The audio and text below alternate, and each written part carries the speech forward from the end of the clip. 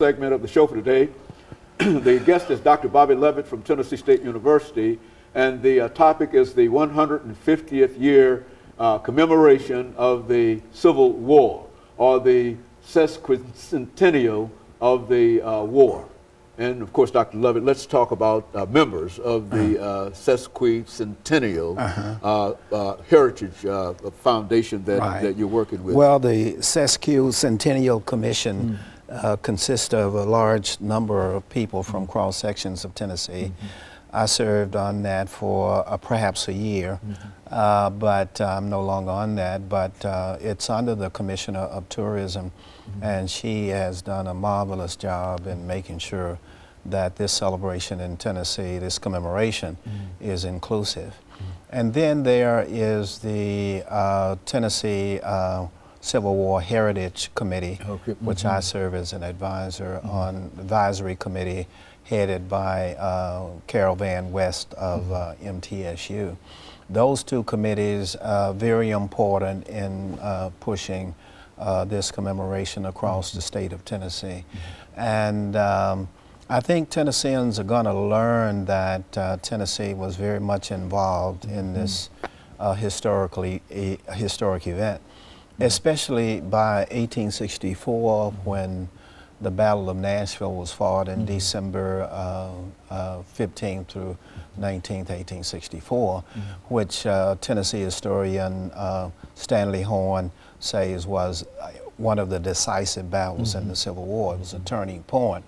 And at the end of 1864, when people were tired of the war, the Union needed a victory, and the Confederates tried to retake Nashville as a strategic city, and the commanding general, George Thomas,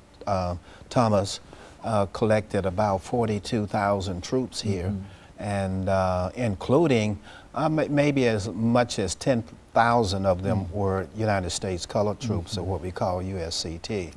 As you know, we have a commemoration each year in December on Kwame Lillard and others out at the National Cemetery on Gallatin Road to remember what those men did, those African American soldiers and others, because there are almost 2,000 black Civil War soldiers buried in the National Cemetery on Gallatin Road next to Kmart. And that kind of ended the Confederates' real efforts. From then on, they're on the run. And on January 31st, the House of Representatives proposed the 13th Amendment to the Constitution. And the House of Representatives passed a proposal. The Senate had already passed that proposal in December at the end of the Battle of Nashville.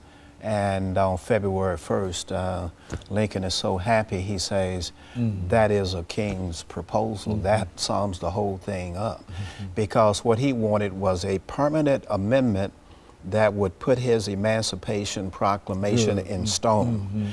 And as you know, Lincoln was assassinated the next April, 1865. But prior to that, on the 3rd of April, Lincoln is able, 4th of April, Lincoln is able to visit the Confederate capital because General Lee says to President Davis, you better get out of here, we can't hold it anymore. They evacuate Richmond. Lincoln arrives on boat with his son Tad. A black carriage driver escorts him through Richmond.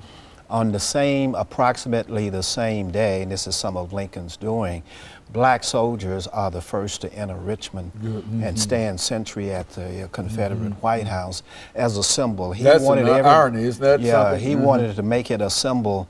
Slavery is over, and black people had a lot to do with the ending of it. So among General Grant's 100,000 troops, 25,000 of the Army of the James are black soldiers under General Grant outside Richmond. And he tells the white soldiers to stand aside, and they stand aside, and the black soldiers come up front so that they will symbolically be among the first to enter the captured Confederate capital, Richmond, Virginia. Slavery is over. The war is over.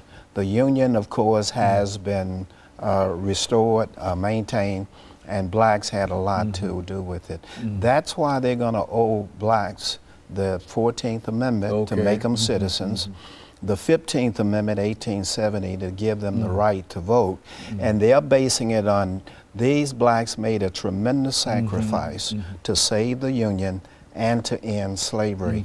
200,000 of them served in the Union Army, 20% of all Union soldiers, and 20,000 African Americans served in the Union Navy. So they were saying and protesting at the end of the war, we have a stake in being citizens. For the first time, the United States does something unusual. It passes the 14th Amendment in 1868, making all persons born in the United States citizens. Doesn't mention race, but it means that the former slaves ought to be citizens too.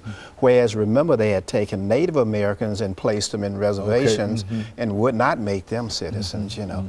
But overnight, blacks became citizens of the United States as a result of the Civil War. And so in real